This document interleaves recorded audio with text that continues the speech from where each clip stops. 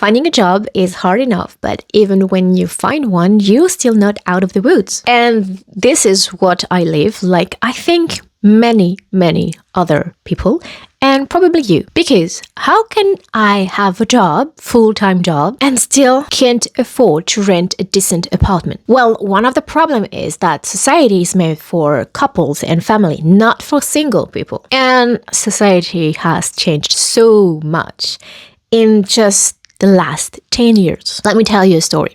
Back in 2017, I was back from living in New Zealand, and I was lucky to quickly find a job at that time. Then I could rent a 30-meter square apartment, which is something like, let me check on my note, 222 feet square for my American friends.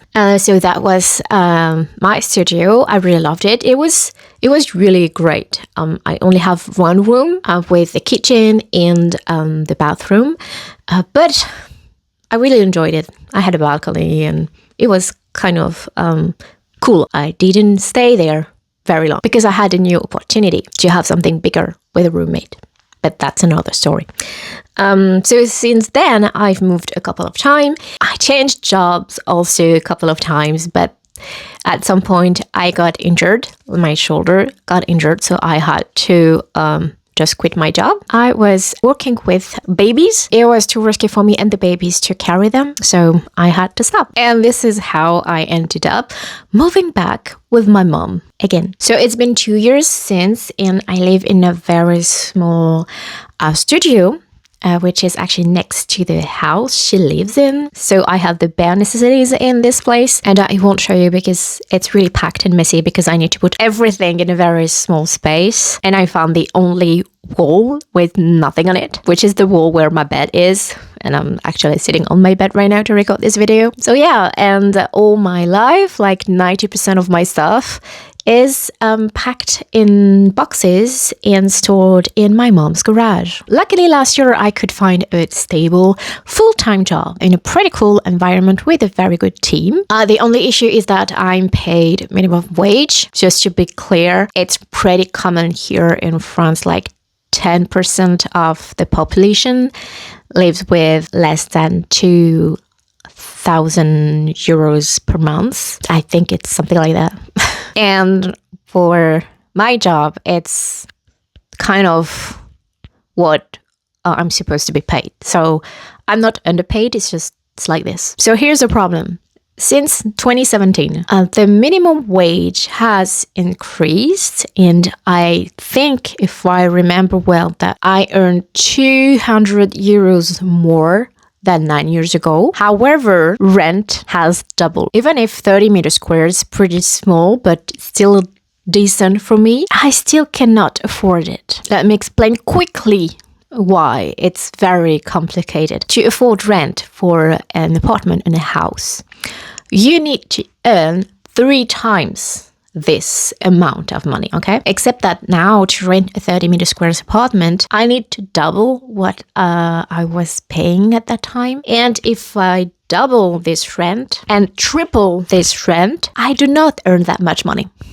So I will never find a 30 meter square apartment. What I can find with what I'm paid is something between 15 meter squares and 20 meter squares, which is technically not much bigger than what I have right now. The bright side with what I have right now is that my mom has a garden, and I was actually writing this video in the garden. And the other thing is that it's less expensive for me. And if renting is very difficult, don't get me started with buying because it's even more difficult. So yeah, I am not saying that I want to spend the rest of my life here.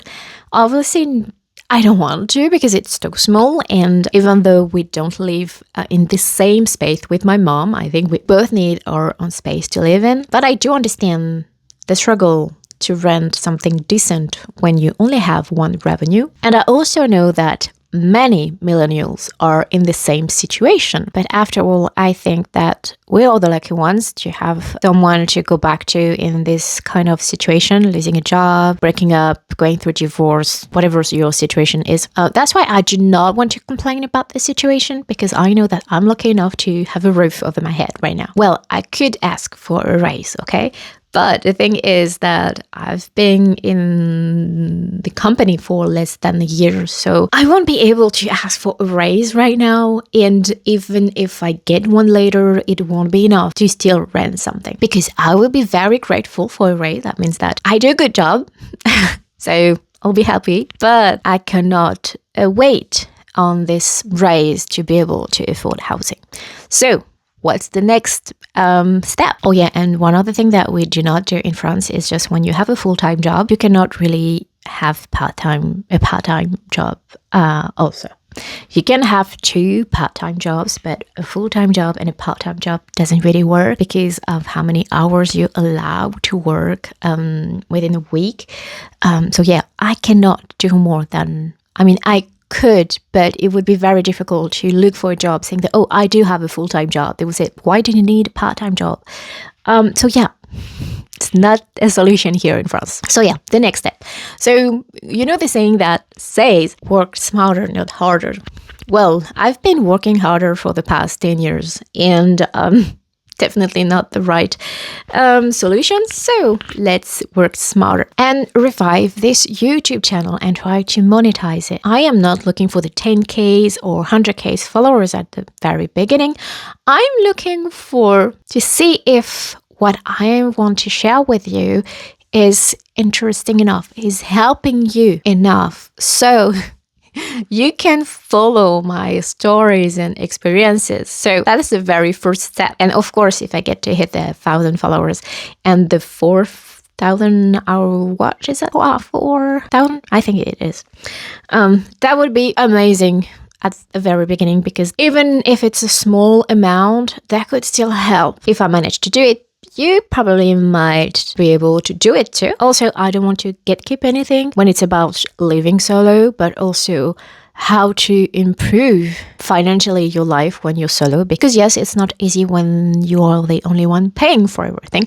I do have a video about that. And I don't want to rely on someone financially. So I want to be able to pay for everything by myself, to be financially independent, because you never know what could happen. So you need to know where your money comes from. So let's see together, if you want to, how I could monetize this channel and how I could manage to earn passive income to get out of this very tiny studio right now. If you ever end up following me, first, thank you very much. Then I promise to you that I won't gatekeep anything about living the solo life. I will show the good side and the bad side of it, because I'm not here to romanticize solo life. It is a hard life for those who are not ready for it, okay?